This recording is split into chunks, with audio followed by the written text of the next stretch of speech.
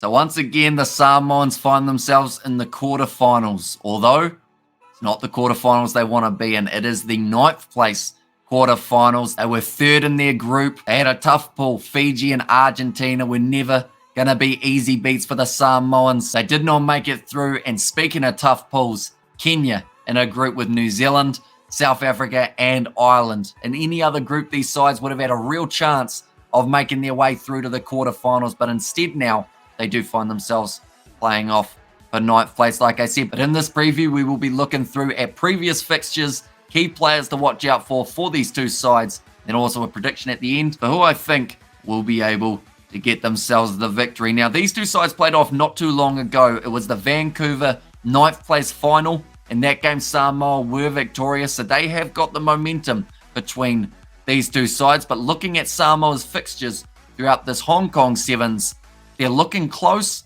in a majority of them, but unfortunately just missed out on a couple crucial wins that would have helped them go through to the next stage. Their first game was up against Fiji.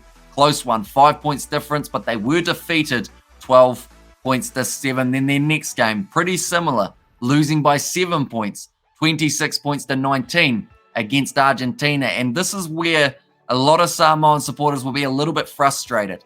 They won 29 points to 5 up against Canada. That first half was the best half of sevens that we've seen them play throughout the whole of the Hong Kong Sevens competition. It was as if they had finally started trying. But then the second half, it went downhill. They didn't score a single point throughout their last 7 minutes. Canada got themselves a try, almost two, if it wasn't knocked on to Samoa. Great first half, not so good in the second half, which makes it a little bit hard to predict how they will go up against the Kenyans. Speaking of the Kenyans, their first game was up against New Zealand. Exact same scoreline as what Samoa-Canada was. New Zealand winning that one 29 points to 5. The next game up against Ireland, defeated 26 points to 14.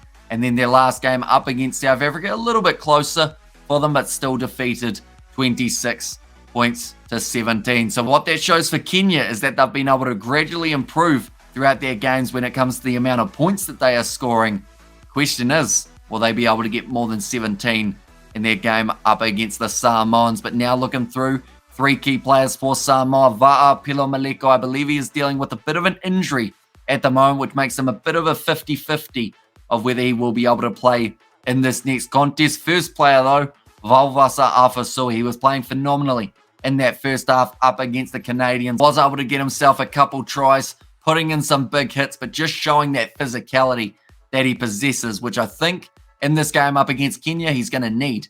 Because Kenya are a side, if you try and run into them, they will force you backwards. That can be the same said about the Samoan outfit. Next man, Tuna Tuitama. He is someone who knows a thing or two about driving players backwards. I still remember the big shot he put on the Japanese player about 5 leagues ago. That is how big of a hit that was. And Tuna Tuitama, he may be looking for another one in this game up against Kenya, mainly because of frustration for the Samoans missing out on the quarterfinal matches. And then the last player to watch out for Samoa, I am going to go with Paul Eti Slater. More than likely will come off the bench in this match, but when he is out there, he certainly adds the impact. He wears the scrum cap so you can recognize him straight away. And yeah, very good player.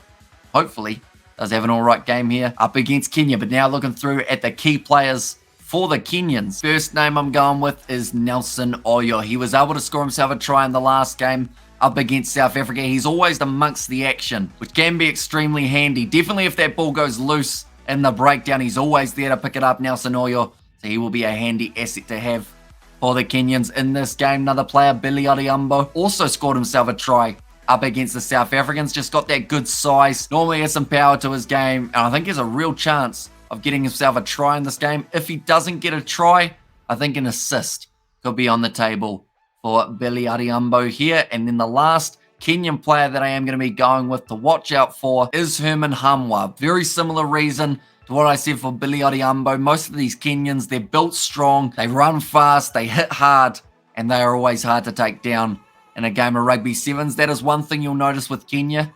Even if they are losing games, they still make it very hard for their opposition to be able to get the victory. But nonetheless, now we are up to that stage of trying to predict a score for this contest. I am going to say that Samoa come out firing in this match, just like they did up against the Canadians, but I think they'll be able to continue that momentum for a little bit longer in the match. So I am going slightly generous on the side of Samoa, but I am going to say that they win this game 32 points to 12.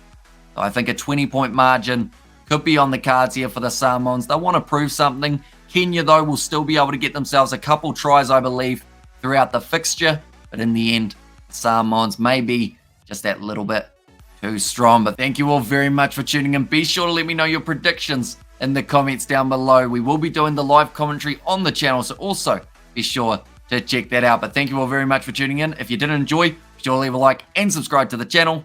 And I will see you all for the next one.